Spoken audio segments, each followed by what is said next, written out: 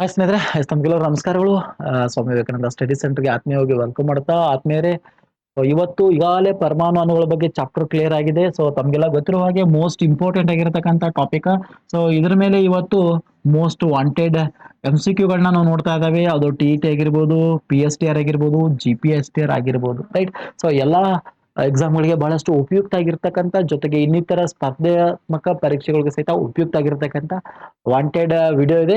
So ಬನ್ನಿ ಸ್ನೇಹಿತರೆ, ಇವತ್ತಿನ ಮೇನ್ ಕಾನ್ಸೆಪ್ಟ್ MCQಗಳಿದಾವೆ, ಒಂದೊಂದಾಗಿ ಚರ್ಚೆ ಮಾಡ್ಕೊತ ಹೋಗೋಣ.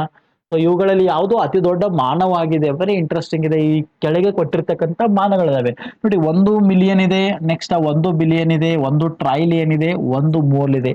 ಸೊ ಇವುಗಳಲ್ಲಿ ಯಾವುದು ದೊಡ್ಡದು ಅಂತ ಕೇಳಿದ್ದಾರೆ. ಇಂಟ್ರೆಸ್ಟಿಂಗ್ ಇದೆ. 1 ಮಿಲಿಯನ್ ಅಂದ್ರೆ 10⁶ ಆಗಿರ್ತಾ ಇದೆ, ನೆನ್ಪಿಟ್ಕೋರಿ. ಇದು 10⁹ ಇರ್ತದೆ ಯಾವುದು 1 ಬಿಲಿಯನ್ ಅಂದ್ರೆ. ಇದು 10⁻12 ಆಗಿರ್ತಾ ಇದೆ. ಹಾಗಾದ್ರೆ 1 ಮೋಲ್ ಅಂದ್ರೆ ಏನಿದೆ ಹೇಳ್ರಿ, 6.022 ಇಂಟು 10⁻23 ಇದೆ, ನೆನ್ಪಿಟ್ಕೊಳ್ಳಿ. ನೋಡಿ, ಕ್ಲಿಯರ್ ಆಗಿ ಗಮನಿಸಬೇಕು, ಹೌದಾ?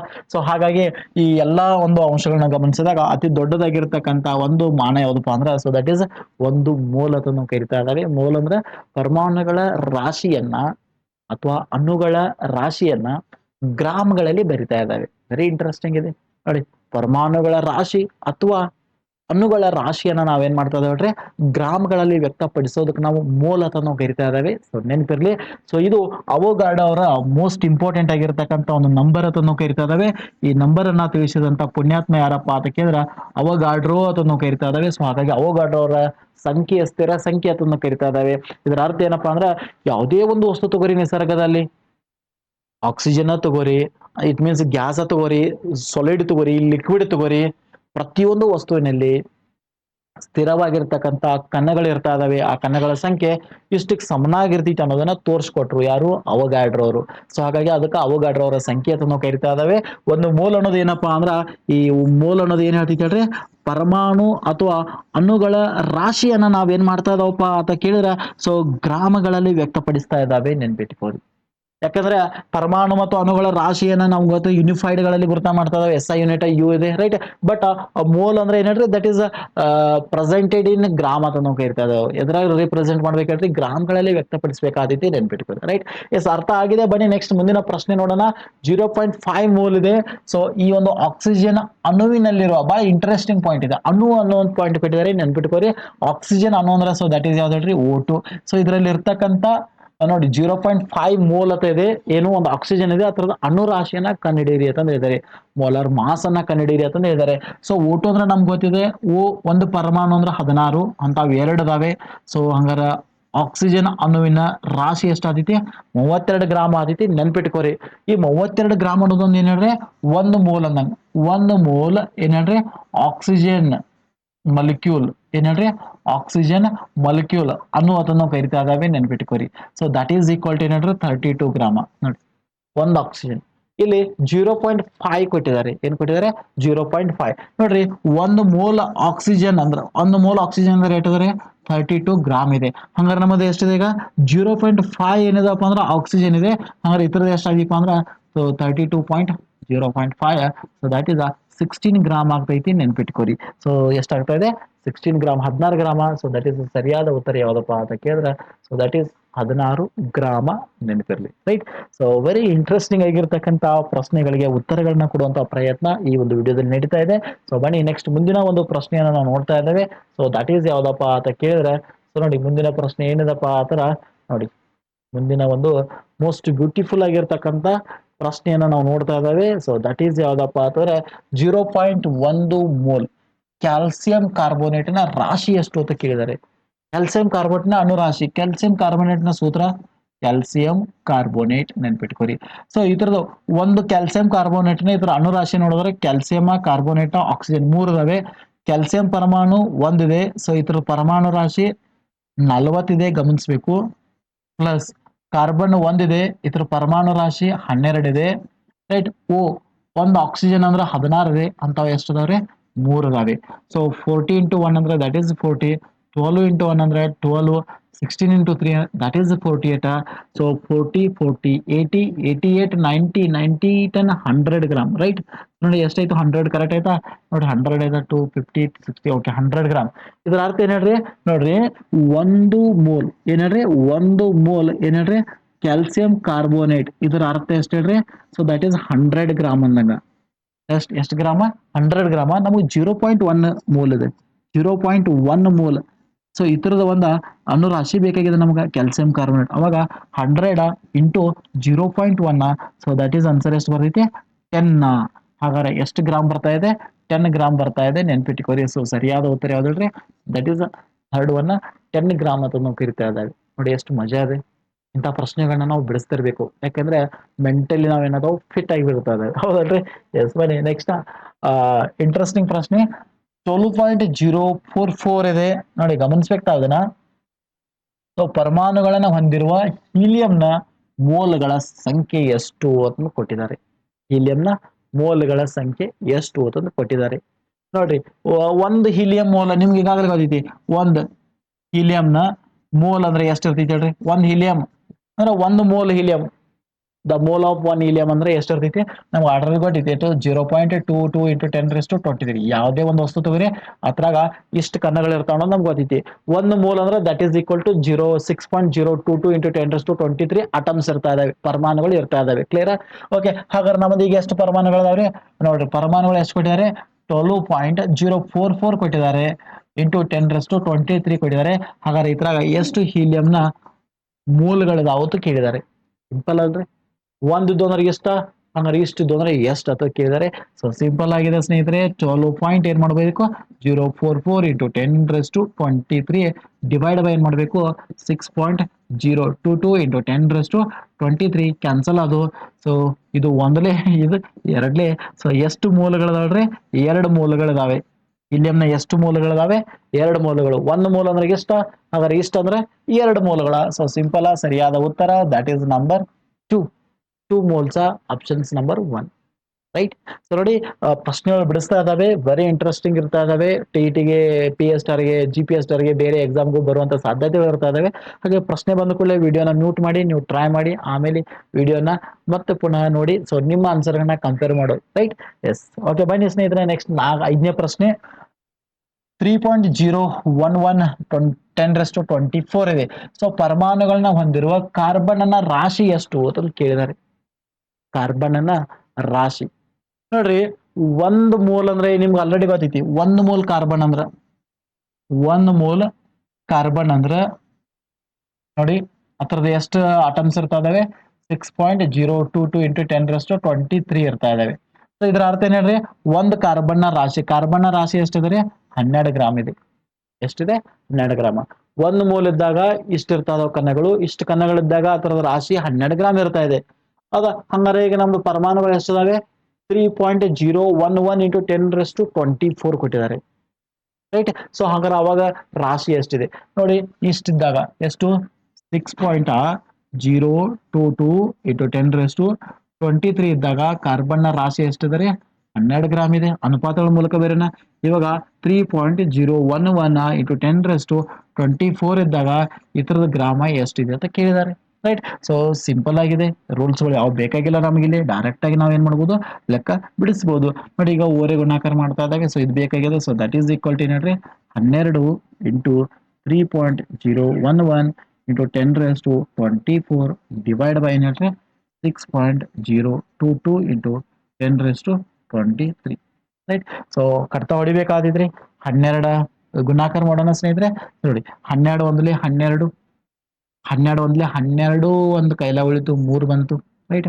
ಸೊ 12 ಸೊನ್ಲಿ ನೋಡಿ 12 ಒಂದ್ಲಿ 12 ಒಂದು ಕೈಲಾರಿ 12 ಒಂದ್ಲಿ 12 ಒಂದು 13 ಒಂದು ಕೈಲ 12 ಸೊನ್ಲಿ 0 ಇದು ಒಂದು 12 ಮೂರ್ಲಿ 36.3 ಅಂಕಿ ಇದೆ ಬಿಡ್ರಿ.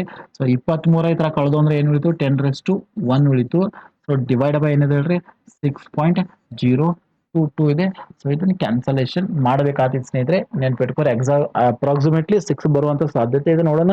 So that is 36.132 divide by 6.022.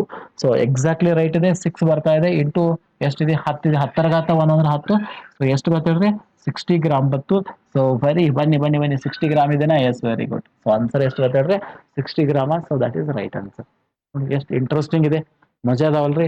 S, ವಿಡಿಯೋನ ಕ್ಲಾರಿಟಿಯಾಗಿ ನೋಡಿರಿ ಅಂದ್ರೆ ಸೊ ಕಂಪಲ್ಸರಿ ನಿಮಗೆ ಏನಾಗ್ತದೆ ಹೇಳ್ರಿ, ಸೊ ಬಿಡಿಸ್ಲಿಕ್ಕೆ ಬರುತ್ತೆ ಅಂತ ಹೇಳ್ತಾ, ಸೊ ಬನ್ನಿ ನೆಕ್ಸ್ಟ್ ಮುಂದಿನ ಪ್ರಶ್ನೆಯನ್ನು ನೋಡೋಣ.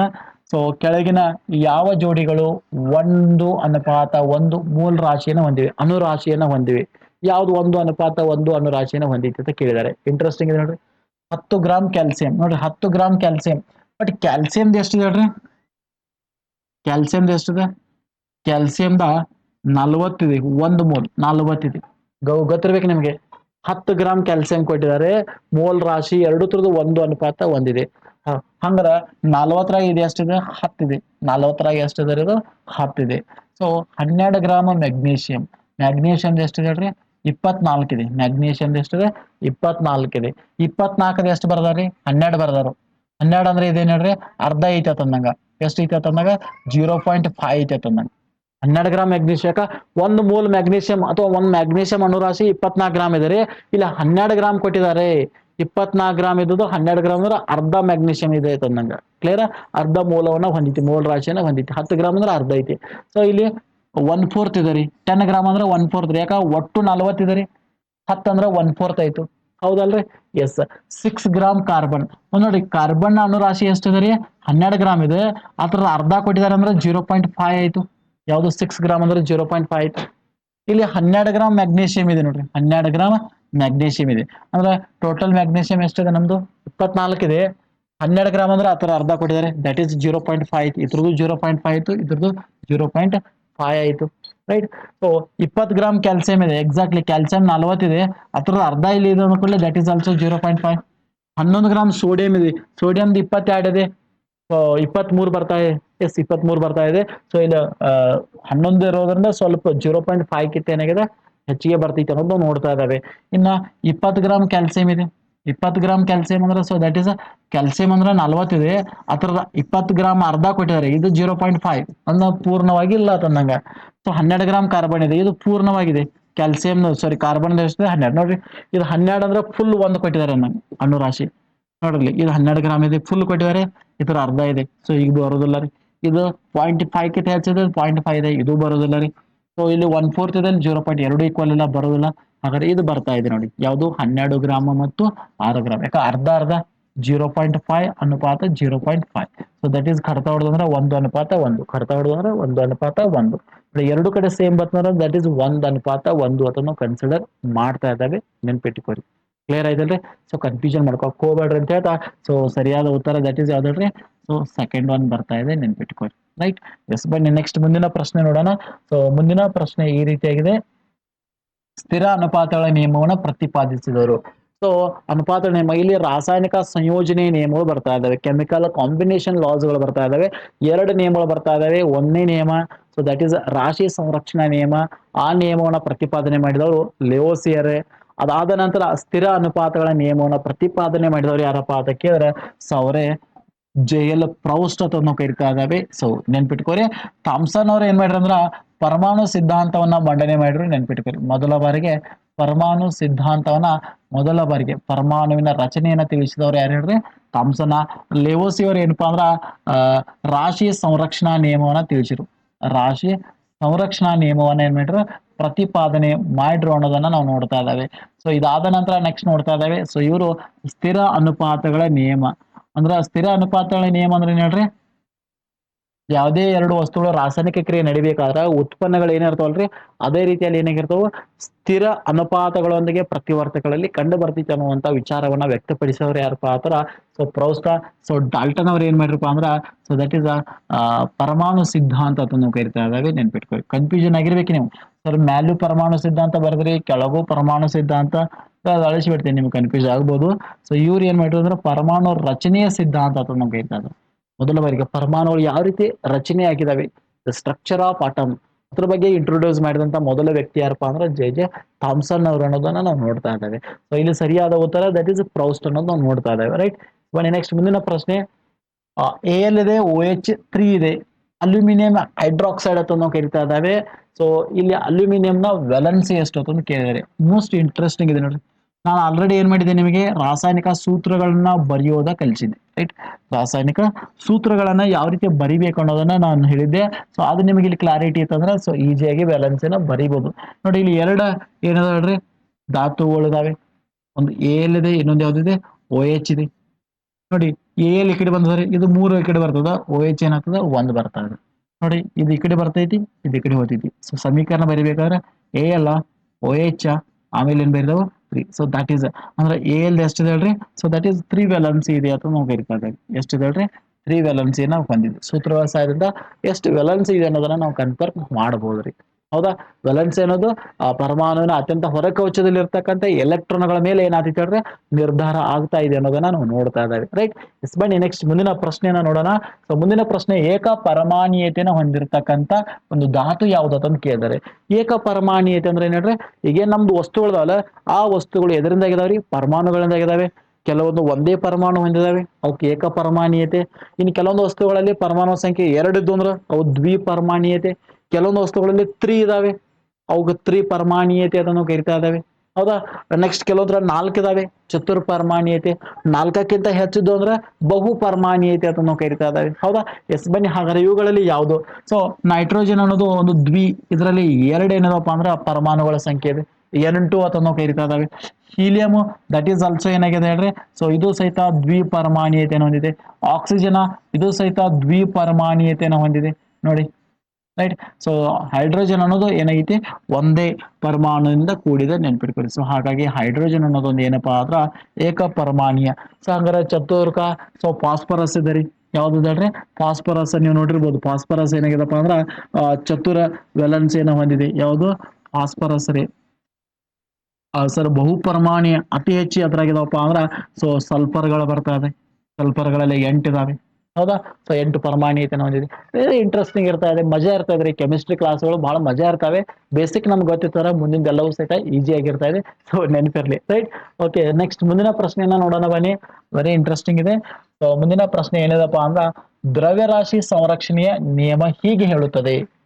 ನಾನು ಆಲ್ರೆಡಿ ಹೇಳಿದೆ ದ್ರವ್ಯ ಸಂರಕ್ಷಣಾ ನಿಯಮ ಅಥವಾ ರಾಶಿ ಸಂರಕ್ಷಣಾ ನಿಯಮ ಅಂತ ನಾವು ಕರಿತಾ ಇದ್ದಾವೆ. ಇದನ್ನು ಪ್ರತಿಪಾದನೆ ಮಾಡಿದವರು ಲೆವೋಸಿಯರ್ ಅಂತ ನಾವು ಕರಿತಾ ಇದ್ದಾವೆ. That is a father of chemistry ಅಂತ ನಾವು ಕರಿತಾ ಇದ್ದಾವೆ. ಹೌದಾ. ಸೊ ಲೆವೋಸಿಯರ್ ಈ ರಾಶಿ ಸಂರಕ್ಷಣಾ ನಿಯಮ ಏನ್ ಹೇಳ್ರಪ್ಪ ಅಂದ್ರ ಈ ರಾಶಿನ ಸೃಷ್ಟಿ ಮಾಡಕ ನಾಶ ಪಡಿಸಕ ಸಾಧ್ಯ ಇಲ್ಲ ಅನ್ನೋಂಥ ವಿಚಾರವನ್ನ ತಿಳಿಸ್ಕೊಟ್ರು. ಅಂದ್ರೆ ಏನೋ ಪ್ರತಿವರ್ತಕಗಳಲ್ಲಿ ಕಂಡು ಬರ್ತಕ್ಕಂಥ ರಾಶಿಯು ಉತ್ಪನ್ನಗಳಲ್ಲಿ ಸಹಿತ ಅಷ್ಟೇ ರಾಶಿಯನ್ನು ಹೊಂದಿರ್ತೈತೆ ಅನ್ನುವಂಥ ವಿಚಾರವನ್ನ ತಿಳಿಸ್ಕೊಟ್ರು ಅನ್ನೋದನ್ನ ನಾವು ನೋಡ್ತಾ ಇದ್ದೇವೆ. ವಸ್ತುವನ್ನ ಸೃಷ್ಟಿಸಬಹುದು ಅದರ ನಾಶಪಡಿಸಲು ಸಾಧ್ಯವಿಲ್ಲ. ಈ ಹೇಳಿಕೆ ಏನಾಗ್ತದೆ ತಪ್ಪಾಗ್ತಾ ಇದೆ ರೀ.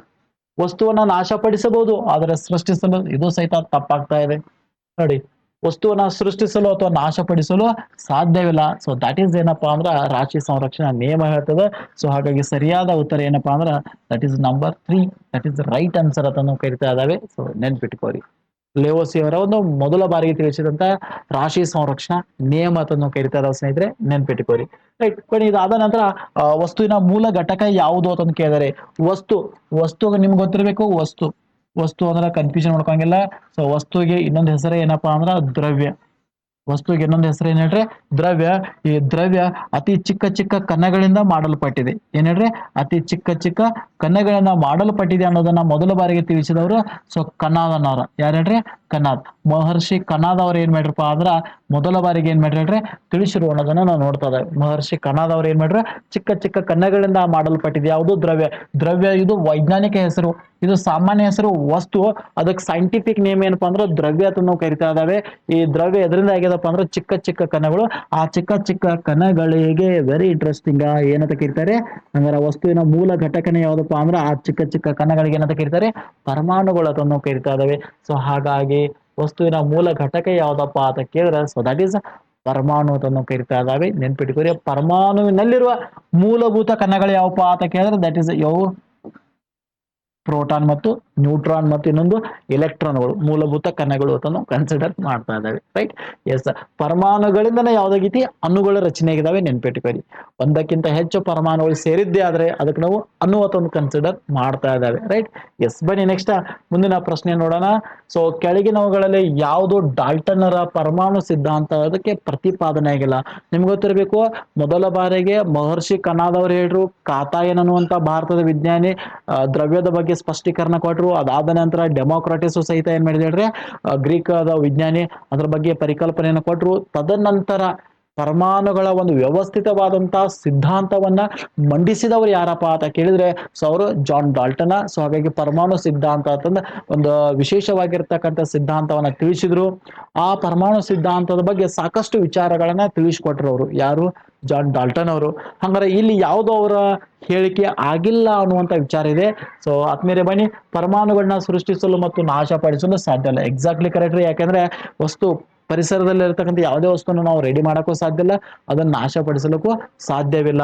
ನೆಕ್ಸ್ಟ್, ವಿಭಿನ್ನ ಅಂಶಗಳ ಪರಮಾಣುಗಳು ವಿಭಿನ್ನ ಗಾತ್ರಗಳ ದ್ರವ್ಯರಾಶಿಗಳು ಮತ್ತು ರಾಸಾಯನಿಕ ಗುಣಲಕ್ಷಣಗಳನ್ನ ಹೊಂದಿವೆ. Exactly correct. ವಿಭಿನ್ನ ಅಂಶಗಳ ಪರಮಾಣುಗಳು ಅಂದ್ರೆ ಹೇಳ್ರೆ, ಈಗ ಉದಾಹರಣೆ ವಿಭಿನ್ನ ಅಂಶಗಳ ಪರಮಾಣುಗಳು ಅಂದ್ರೆ H2O ಅಂತ ನಾವು ಕರಿತಾ ಇದ್ದೇವೆ. ಒಂದು ಹೈಡ್ರೋಜನ್ ಇದೆ, ಒಂದು ಆಕ್ಸಿಜನ್ ಇದೆ. ನೋಡಿ, ವಿಭಿನ್ನ ಪರಮಾಣುಗಳು, ಹೈಡ್ರೋಜನ್ ಬೇರೆ, ಆಕ್ಸಿಜನ್ ಬೇರೆ. ಅವು ಎರಡು ಕೂಡಿಕೊಂಡು ಏನ್ ಮಾಡ್ತಾವಪ್ಪ ಅಂದ್ರ ವಿಶೇಷವಾಗಿರ್ತಕ್ಕಂಥ ಒಂದು ರಾಸಾಯನಿಕ ಗುಣಲಕ್ಷಣಗಳನ್ನ ಹೊಂದ್ತಾ ಇದ್ದೇವೆ. ಹೈಡ್ರೋಜನ್ ಗುಣ ಬೇರೆ, ಆಕ್ಸಿಜನ್ ಗುಣ ಬೇರೆ. H2O ಎರಡು ಕೂಡಿ ಏನಾಗಿದೆ, ನೀರಾಗಿದೆ. ದಟ್ ಈಸ್ ಅದ್ರದ್ದು ಕೆಮಿಕಲ್ ರಿಯಾಕ್ಷನ್ ಪ್ರಾಪರ್ಟೀಸ್ ಏನಾಗಿರ್ತದೆ, ಬೇರೆನೇ ಆಗಿರ್ತಾ ಇದೆ ಅನ್ನುವಂಥ ವಿಚಾರವನ್ನ ಸೊ ತಿಳಿಸ್ಕೊಟ್ರು. ಸೊ ಹಾಗಾಗಿ ದಟ್ ಈಸ್ ಆಲ್ಸೋ ರೈಟ್ ಇದೆ ಅಂತ ಹೇಳ್ತಾ ಇದ್ದಾವೆ. ಇನ್ನಿದಾದ ನಂತರ ಒಂದೇ ಅಂಶದ ಪರಮಾಣುಗಳು ಒಂದೇ ಅನುಪಾತದಲ್ಲಿ ಸೇರಿ ಒಂದಕ್ಕಿಂತ ಹೆಚ್ಚು ಸಂಯುಕ್ತಗಳನ್ನ ಉತ್ಪಾದಿಸಬಹುದು. So that is wrong. ಒಂದೇ ರೀತಿಯ ಅಂಶಗಳು ಸೇರಿದ್ರು ಅಂದ್ರೆ ಅದು ಪರಮಾಣು ಆಗಿರ್ತೈತಿ, ಅದರಿಂದ ಸಂಯುಕ್ತ ವಸ್ತು ಉಂಟಾಗೋದಿಲ್ಲ. ಸೊ ನೆನಪಿರ್ಲಿ ನೋಡಿ, ಒಂದು ಅಂಶದ ಪರಮಾಣುಗಳು ಒಂದೇ ಅನುಪಾತದಲ್ಲಿ ಸರಿ, ಒಂದೇ ರೀತಿ ಪರಮಾಣುಗಳು. ಈಗ ಉದಾಹರಣೆ ಆಕ್ಸಿಜನ್ O2, O ಕೂಡಿ O2 ಆಗ್ತದೆ ಅಲ್ರಿ. ಒಂದೇ ರೀತಿ ಪರಮಾಣುಗಳು ಇದಾವೆ, ಅವು ಅಣುಗಳು ಅಲ್ಲ, ಸಂಯುಕ್ತಗಳನ್ನ ಉಂಟು ಮಾಡಕ ಸಾಧ್ಯನೇ ಇಲ್ಲ. ಸೊ ಇದು ಅವರ ಒಂದು ನಿಯಮ ಅಲ್ಲ, ಯಾರು ಡಾಲ್ಟನ್ ಪ್ರತಿಪಾದಿಸಿದ ನಿಯಮ ಅಲ್ಲ. ಪರಮಾಣುಗಳು ಬಹಳ ಸಣ್ಣ ಕಣಗಳಾಗಿವೆ, ಅವುಗಳನ್ನ ಮತ್ತಷ್ಟು ವಿಂಗಡಿಸಲು ಸಾಧ್ಯ ಇಲ್ಲ. ಅಭೇದ್ಯ ಕಣಗಳು ಅಂತ ನಾವು ಕರಿತಾ ಇದ್ದಾವೆ. ಡಿವೈಡ್ ಮಾಡಲಾಗದ ಸ್ಥಿತಿಗೆ ಏನಾಗ್ತದೆ ಅಂದ್ರೆ ಹೋಗುವಂತ ಸಾಧ್ಯತೆ ಇರ್ತೈತಿ. ಅವೇ ಯಾವಪ್ಪ ಅಂದ್ರೆ ಪರಮಾಣುಗಳನ್ನ ಕಣಗಳು ಅಂತಂದು ಕನ್ಸಿಡರ್ ಮಾಡ್ರು ಯಾರು, ಡಾಲ್ಟನ್ ರವರು. ಸೊ ಹಾಗಾಗಿ ಇಲ್ಲಿ ಪರಮಾಣುಗಳಿಗೆ ಸಂಬಂಧಪಟ್ಟಂತ ಸಿದ್ಧಾಂತಕ್ಕೆ ಸಂಬಂಧಪಟ್ಟಂತ ಸರಿಯಾದ ಹೇಳಿಕೆ ಯಾವುದು ಅಲ್ಲಪ್ಪ ಅಂತ ಕೇಳಿದ್ರೆ ದಟ್ ಇಸ್ ನಂಬರ್ 3. ಇದು ಸರಿಯಾದ ಹೇಳಿಕೆ ಅಲ್ಲ. ರೈಟ್. ಬನ್ನಿ ನೆಕ್ಸ್ಟ್ ಮುಂದಿನ ಮತ್ತೊಂದು ಪ್ರಶ್ನೆಯನ್ನ ಗಮನಿಸಿದರೆ, ಸೊ ನೋಡಿ, ಪರಮಾಣು ರಾಶಿಯ ಸಂಕೇತ ಯಾವ್ದಪ್ಪ ಅಂತ ಕೇಳಿದ್ರೆ ಒಂದು U ಅಂತ ನಾವು ಕರಿತಾ ಇದ್ದಾವೆ, ಅಥವಾ ಮೊದಲ ಒಂದು ಅಟಾಮಿಕ್ ಮಾಸ್ ಯೂನಿಟ್ ಅಂತ ನಾವು ಕರಿತೀವಿ. One atomic mass unit, AMU, atomic ಅಥವಾ ಅಟಾಮಿಕ್ ಮಾಸ್ ಯೂನಿಟ್ ಅಂತ ನಾವು ಕರಿತಿದ್ದು. ಅದ್ರ ಬದಲಾಗಿ ಇವತ್ತು ಯಾವ್ದ್ರ ಮೇಲೆ ಲೆಕ್ಕಾಚಾರ ಇವತ್ತು ನಾವು ಮಾಡ್ತಾ ಇದ್ದಾವೆ ನಿಮ್ಗೆ ಗೊತ್ತಿರ್ಬೇಕು. ಪ್ರತಿಯೊಂದು ವಸ್ತುವಿನ ಅಣುರಾಶಿ ಪರಮಾಣು ರಾಶಿಗಳನ್ನ ನಾವೇನ್ ಮಾಡ್ತಾ ಇದಾವಪ್ಪ ಅಂದ್ರೆ ಇವುಗಳಲ್ಲಿ ಯುನಿಫೈಡ್ ಅಂತ ನಾವು ಕರಿತಾ ಇದ್ದಾವೆ, ಅಥವಾ AMUಗಳಲ್ಲಿ ಏನ್ ಮಾಡ್ತಾ ಇದ್ರೆ ಸೊ SI ಮಾನಗಳ ಮೂಲಕ ಗುರುತಿಸ್ತಾ ಇದ್ದಾವೆ. ಹಾಗಾದ್ರೆ ಇದು ಯಾವ ಆಧಾರದ ಮೇಲೆ ಗುರುತ ಮಾಡೋದಪ್ಪ ಅಂದ್ರೆ ಇತ್ತೀಚೆಗೆ ಸೊ ಹೈಡ್ರೋಜನ್ ಅಣುವಿನ ದ್ರವ್ಯರಾಶಿಗೆ ಹೋಲಿಕೆ ಮಾಡಿ ತಪ್ಪಾಗ್ತಾ ಇದೆ ಸ್ನೇಹಿತರೆ. ಆಕ್ಸಿಜನ್ 16 ಪರಮಾಣು ರಾಶಿ, ಇದು ಪರಮಾಣುಗಳನ್ನ ಕನ್ನಡದಂತ ಸಂದರ್ಭದಾಗ ಮೊದಲಿಗೆ ಬಳಕೆಯಲ್ಲಿ ಇರ್ತಕ್ಕಂಥ ಒಂದು ರೂಲ್ಸ್, ಮೊದಲಿಗೆ ಬಳಕೆಯಲ್ಲಿದ್ದ ರೂಲ್ಸ್, ಮೊದಲಿಗೆ ಬಳಕೆ ಮಾಡ್ತಿದ್ರು. ಬಟ್ ಇತ್ತೀಚೆಗೆ ಇದೇನಾಗಿದೆ ಸೊ ಯೂಸ್ ಮಾಡೋದಿಲ್ಲ ರೀ. ಕಾರ್ಬನ್ 12 ಪರಮಾಣುವಿನ ದ್ರವ್ಯ ರಾಶಿ ಅಂತಂದಿದೆ. ಕಾರ್ಬನ್ 12 ಪರಮಾಣುವಿನ ದ್ರವ್ಯ ರಾಶಿ ಇದೆ. ಸೊ ಇದ್ರ ಬದಲಾಗಿ ನಾವೇನ್ ಮಾಡಿದವಪ್ಪ ಅಂದ್ರ ಕಾರ್ಬನ್ ಪರಮಾಣುಗಳ 1/12 ದ್ರವ್ಯ ರಾಶಿಯನ್ನ ಬಳಸ್ತಾ ಇದ್ದಾವೆ, ನೆನ್ಪಿಟ್ಕೊ. ಸೊ ಇದಕ್ಕೆ ನಾವು ಹೋಲಿಕೆ ಮಾಡೋದ್ರ ಮೂಲಕ ಇವತ್ತು ಪ್ರತಿಯೊಂದು ವಸ್ತುಗಳ ಅಣುಗಳ ಪರಮಾಣುಗಳ ಸಂಯುಕ್ತಗಳ ಪರಮಾಣು ರಾಶಿಯನ್ನ ನಾವು ಇವತ್ತು ಅಣುಗಳ ರಾಶಿ ಅಥವಾ ಸಂಯುಕ್ತಗಳ ರಾಶಿಯನ್ನು ಇವತ್ತು ನಾವೇನ್ ಮಾಡ್ತಾ ಇದ್ದಾವೆ ಸೊ ಲೆಕ್ಕಾಚಾರ ಮಾಡ್ತಾ ಇದ್ದಾವೆ. ಅದರ ಮೇಲೆ ಕಾರ್ಬನ್ 12ನೇ 1ನೇ ಪರಮಾಣು ರಾಶಿ ಅಥವಾ ದ್ರವ್ಯ ರಾಶಿಗೆ ಅನುಗುಣವಾಗಿ ಇವತ್ತೇನ್ ಮಾಡ್ತಾ ಇದಾವೆ ಲೆಕ್ಕಾಚಾರ ಮಾಡ್ತಾ ಇದ್ದಾವೆ. ಯಾಕೆ ಇದನ್ನ ಬಳಸ್ತಾ ಇದ್ರು, ಮೊದಲು ಆಕ್ಸಿಜನ್ ಬಳಸಿದ್ರು, ಅದಕ್ಕಿಂತ ಪರ್ಫೆಕ್ಟ್ ಆಗಿ ನಿಯರೆಸ್ಟ್ ಆಗಿ ಅತಿ ಹೆಚ್ಚು ಸಂಯುಕ್ತಗಳನ್ನ ಅತಿ ಹೆಚ್ಚು ಪೂರ್ಣ ಸಂಖ್ಯೆಯಲ್ಲಿ ರಾಶಿಯನ್ನು ಕೊಡುವಂತ ಕೆಲಸ ಯಾವ್ದು ಮಾಡ್ತಾ ಇದೆ, ಕಾರ್ಬನ್ 12ನೇ ಒಂದು ಭಾಗ ಮಾಡ್ತಾ ಇದೆ. ಸೊ ಹಾಗಾಗಿ ಅದಕ್ಕೆ ಹೋಲಿಕೆ ಮಾಡೋದ್ರ ಮೂಲಕ ಎಲ್ಲಾ ವಸ್ತುಗಳ ರಾಶಿಯನ್ನು ಇವತ್ತು ನಾವೇನ್ ಮಾಡ್ತಾ ಇದ್ದೇವೆ ಲೆಕ್ಕಾಚಾರ ಮಾಡ್ತಾ ಇದ್ದೇವೆ ಆದ್ಮೇಲೆ. ಸೊ ಗೊತ್ತಿರ್ಲಿ. ಸೊ ಇದೇ ಇವತ್ತಿನ ವಿಶೇಷವಾಗಿರ್ತಕ್ಕಂಥ ಮೋಸ್ಟ್ ವಾಂಟೆಡ್ MCQ ಕ್ವಶನ್ಸ್ಗಳು ವೆರೈಟಿ ಆಗಿದ್ದು. ಸೊ ನೆಕ್ಸ್ಟ್ ಮುಂದಿನ ಭಾಗದಲ್ಲಿ ಮತ್ತಷ್ಟು ಬೇರೆ ಬೇರೆ MCQಗಳಿಗೆ ಸಂಬಂಧಪಟ್ಟಂತ ಲೆಕ್ಕಾಚಾರಗಳನ್ನ ನಾವೇನ್ ಮಾಡೋಣ ಸೊ ಸ್ಟಡಿಯನ್ನ ಮಾಡೋಣ ಅಂತ ಹೇಳ್ತಾ, ಸೊ ಸ್ಟಡಿ ಮಾಡ್ತಾ ಇರಿ ಸ್ನೇಹಿತರೆ. ತಮ್ಗೆಲ್ಲರಿಗೂ ಒಳ್ಳೇದಾಗ್ಲಿ. ಸೊ ಚೆನ್ನಾಗಿ ಕಲಿಸ್ತಾ ಇರಿ, ಓದ್ತಾ ಇರಿ. ಸೊ ಯಾವತ್ತು ಸತತ ಪ್ರಯತ್ನ ಅನ್ನೋದು ಏನಾಗುತ್ತೆ ನಮ್ಮನ್ನ ಮುಂದಕ್ಕೆ ಒಯ್ತಾ ಇದೆ. ಸೊ ಹಾಗಾಗಿ ನಿಮ್ಮ ಪ್ರಯತ್ನ ಯಾವತ್ತು ನಿರಂತರವಾಗಿರ್ಲಿ, ಜೊತೆಗೆ ಪ್ರಾಮಾಣಿಕವಾಗಿರ್ಲಿ ಅಂತ ಹೇಳ್ತಾ, ಸೊ ಇನ್ನೊಂದು ವಿಶೇಷ ಏನಪ್ಪಾ ಅಂತ ಕೇಳಿದ್ರೆ, ಸೊ ನೋಡಿ, ನಮ್ಮ 10ನೇ ತರಗತಿ ವಿದ್ಯಾರ್ಥಿಗಳಿಗೆ ಜೊತೆಗೆ PSTR ಸ್ಟಡಿ ಮಾಡೋರಿಗೆ, TET ಸ್ಟಡಿ ಮಾಡೋರಿಗೆ ಒಂದು ಬುಕ್ಸ್ ಅನ್ನ ಬಿಡುಗಡೆ ಮಾಡಿದ್ದೇವೆ ಆಲ್ರೆಡಿ. ಸೊ ಸ್ವಾಮಿ ವಿವೇಕಾನಂದ ಅಧ್ಯಯನ ಕೇಂದ್ರ ಒಂದು ವಿಶೇಷವಾಗಿರ್ತಕ್ಕಂಥ SLC ಬುಕ್ಸ್ ಇದೆ. SLC ಓದ್ತಕ್ಕಂಥ ಮಕ್ಕಳಿಗೆ ಅನುಕೂಲ ಆಗುವಂತ ದೃಷ್ಟಿಯಲ್ಲಿ, ಜೊತೆಗೆ ಟೀಚರ್ಸ್ ಎಕ್ಸಾಮ್ಗಳಿಗೆ, ಬೇರೆ ಬೇರೆ ಎಕ್ಸಾಮ್ಗಳಿಗೆ ಅನುಕೂಲ ಆಗುವಂತ ದೃಷ್ಟಿಯಲ್ಲಿ ಇಟ್ಕೊಂಡು 10ನೇ ತರಗತಿಯ ವಿದ್ಯಾರ್ಥಿಗೆ ಸಂಬಂಧಪಟ್ಟಂತ ಪಠ್ಯ ಪುಸ್ತಕದ ಎಲ್ಲಾ ಚಾಪ್ಟರ್ಗಳ ಇಂಪಾರ್ಟೆಂಟ್ ನೋಟ್ಸ್, ಜೊತೆಗೆ ಇಂಪಾರ್ಟೆಂಟ್ ಅಪ್ಲೈಡ್ ಕ್ವಶನ್ಸ್ಗಳು, ಮಾಡೆಲ್ ಕ್ವಶನ್ಸ್ಗಳು ಸಹಿತ ಇದರಲ್ಲಿ ಏನಾಗಿದಾವೆ, ಕವರ್ ಆಗಿದಾವೆ. ಸೊ ವೆರಿ ಚೀಪ್ ಆಗಿರ್ತಕ್ಕಂಥ, ಅಂದ್ರೆ ಚೀಪ್ ರೇಟ್ ನಲ್ಲಿ ಸಿಗ್ತಕ್ಕಂಥ ಒಂದು ಬುಕ್ಸ್, ಎಲ್ಲರಿಗೂ ಅನುಕೂಲ ಆಗುವಂತ ದೃಷ್ಟಿಯಲ್ಲಿ ಒಂದು ವಿಶೇಷವಾಗಿರ್ತಕ್ಕಂಥ ಆಫರ್ ಸಹಿತ ನಾವು ಕೊಡ್ತಾ ಇದ್ದಾವೆ. ಸೊ ಸಿಂಪಲ್ ಆಗಿ ಹೇಳ್ಬೇಕಂದ್ರೆ ಬುಕ್ಸ್ ರೇಟು 200 ಇದೆ. ಸೊ 3 ಬುಕ್ಸ್ ಅನ್ನ ತೆಗೆದುಕೊಂಡ್ರೆ ಅಂದ್ರೆ ಒಂದು ಬುಕ್ಸ್ ನಾವು ಏನ್ ಮಾಡ್ತಾ ಇದ್ದೇವೆ, ಫ್ರೀ ಆಗಿ ಕೊಡ್ತಾ ಇದ್ದೇವೆ. 10ನೇ ವಿದ್ಯಾರ್ಥಿಗಳು ಇದ್ರೆ ಅವ್ರಿಗೆ ಇನ್ಫಾರ್ಮ್ ಮಾಡ್ರಿ, 3 ಬುಕ್ಸ್ ದಿಂದ 1 ಬುಕ್ಸ್ ಏನಾಗ್ತಾ ಇದೆ, ಫ್ರೀ ಆಗಿ ಸಿಗ್ತಾ ಇದೆ. ಸೊ ವಿಡಿಯೋದ ಡಿಸ್ಕ್ರಿಪ್ಷನ್ ನಲ್ಲಿ ನಮ್ಮ ಮೊಬೈಲ್ ನಂಬರ್ ಕೊಟ್ಟಿರ್ತೇನೆ, ಅದಕ್ಕೆ ವಾಟ್ಸ್ಆಪ್ ಮಾಡೋದ್ರ ಮೂಲಕ ಬುಕ್ ಬಗ್ಗೆ ಇನ್ಫಾರ್ಮೇಶನ್ ತಗೋಬಹುದು ಅಂತ ಹೇಳ್ತಾ, ಮತ್ತೆ ಹೊಸ ಕಾನ್ಸೆಪ್ಟ್ ಒಂದಿಗೆ, ಹೊಸ ವಿಷಯದೊಂದಿಗೆ, ಕ್ವಶನ್ಸ್ಗಳೊಂದಿಗೆ ಮತ್ತೆ ಮೀಟ್ ಹೋಗೋಣ. ಅಲ್ಲಿ ತನಕ ಸ್ಟಡಿ ಮಾಡ್ತಾ ಇರಿ ಅಂತ ಹೇಳ್ತಾ, ಎಲ್ಲರಿಗೂ ಒಳ್ಳೇದಾಗಲಿ, ಶುಭ ದಿನ. ಥ್ಯಾಂಕ್ ಯು ಸ್ನೇಹಿತರೆ, thank you one and all.